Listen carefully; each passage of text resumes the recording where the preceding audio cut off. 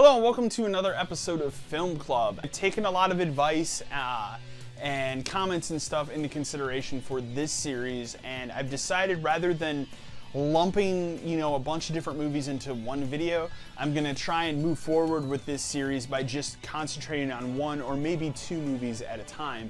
And there's a particular movie that I've been dying to talk about for the last month or so, and I just haven't had time to sit down and record a video on it, and I want to do that today. And the movie I want to talk about is War for the Planet of the Apes.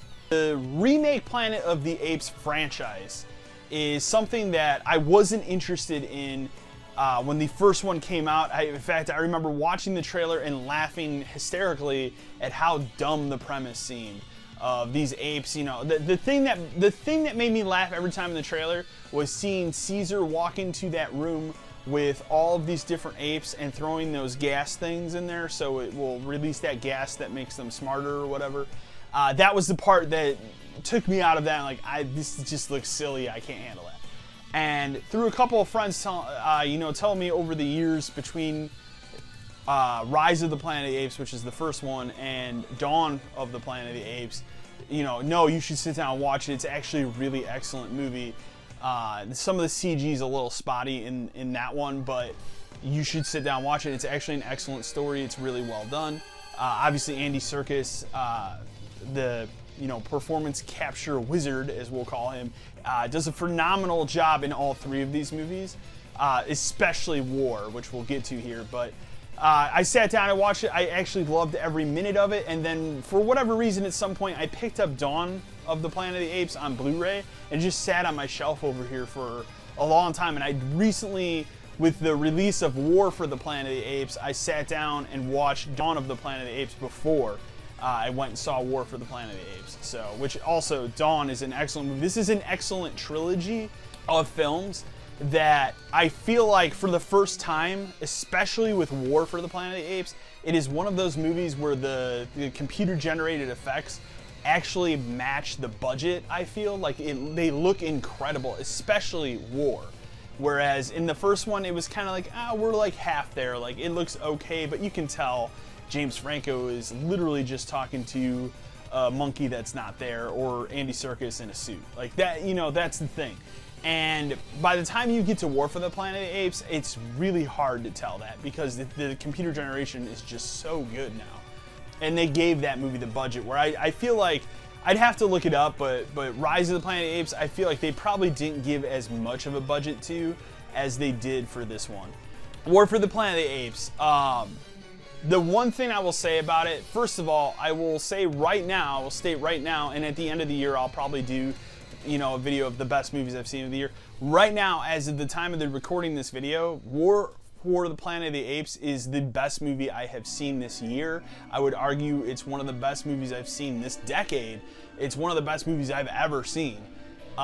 It's so well done. The story is so good. It captures you from the opening scene and sticks with you long after you leave it. It's a very depressing movie. It's not a happy movie by any means. But I think it is the performances, once again, of Andy Serkis as Caesar, and in this movie specifically, Woody Harrelson as the Colonel. I think he does arguably his best acting job that I've seen him in since maybe True Detective. The best acting Woody Harrelson has put out in anything. He's so pitch perfect as his Colonel. The Colonel is he's a very troubled man, but he has a reason why he is hunting the apes, why he wants to kill them, why he wants to end this whole thing. There is a major reason, and honestly, the reason why isn't just utter bullshit like a lot of movies you watch. It's very well developed. He has his reasons for what he's doing. He had to do some really dark, nefarious stuff, and he explains all that. There's an excellent scene where he's kind of explaining to Caesar in this movie, this is why I do what I do. And that whole scene is incredible. There's another scene that has stuck with me for the last month as I've been dying to sit down and record this video, where in the beginning of the movie, and I'm going to spoil a little bit of the movie because there's no way around it. So this movie opens up, I believe, 5 years after the events of Dawn for the Planet of the Apes, and the apes are warring with this militia faction that is trying to wipe them out. And the Colonel is obviously hunting Caesar because he wants to kill Caesar and kind of end this whole thing. In doing so, they learn where kind of Caesar's like hidden base is under this like cave thing under a waterfall. So he actually goes in and infiltrates this hideout of Caesar's with some of his men, which leads to one of the best and most powerful and dark and just interesting scenes in the entire movie. And that is when he gets in there, he actually kills Caesar's wife and Caesar's kid, his younger kid, are both killed in the crossfire of their like little war at this point. And they have this scene that has stuck with me through the whole thing where they just kind of look at each other through this waterfall, and it goes on for like 2 minutes of them just kind of staring at each other, and it has stuck with me more than anything I've seen in a movie this year. Just and it's the way that they portray the anger and the hatred they have between each other through just their eye contact alone is just really fascinating acting work.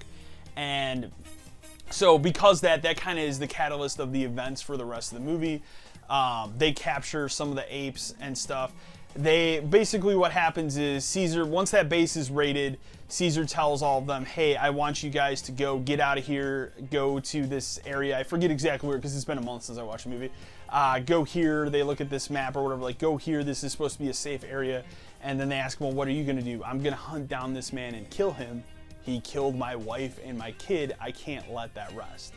And that is what this movie is very much a revenge tale, and he is hunting down the Colonel and the Colonel's militia.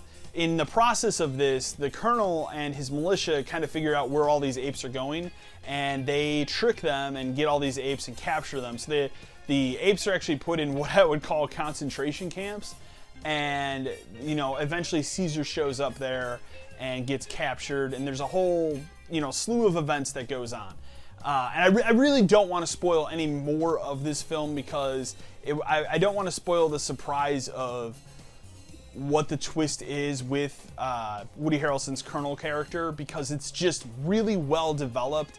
And honestly, in an age where Marvel is putting out 3 movies a year, with each movie they put out, the villain and his ambitions just seem weaker and weaker. This was the first villain I've seen in a movie in quite some time, maybe with the exception of David in the recent Prometheus and Alien movies, that I feel is fully developed, and you get a real sense of, hey, this is why this guy's doing what he's doing. This is what his ambitions are. This is what motivates him to be the villain that he is. I think Woody Harrelson's Colonel is the best example of how to take a villain and write him correctly and give it a twist that you're not expecting. So 2 thumbs way up for War of the Planet of the Apes. Even if you sit back and you look at these movies and go, oh, these are just stupid ape movies, do not. Sit down, marathon all 3 of them. I think it's an excellent, excellent film franchise. I don't know, being with how this movie ends, they totally could make another Planet of the Apes movie. I don't know how they would go about it. And honestly, for me personally, I don't really need a 4th one. Like, the way this movie ends, I can walk away and go, you know what, that was a trilogy of really good movies that told a really good story that I really enjoyed. And it just always seems like when you get to the 3rd movie in a trilogy, or a planned trilogy, it's always the weakest one. I would argue War for the Planet of the Apes is the strongest of the 3 Planet of the Apes remake, franchise movies. So, War for the Planet of the Apes, 2 thumbs way up. I really enjoyed it. You guys should check it out. I know it's been out for a month, so it's probably kind of like on its last leg in theaters, but I'm sure it'll be up on demand and out on Blu-ray very, very soon. So please check it out. It's a really excellent movie. I think you'll have a great time with it. Anyways, guys, until next time.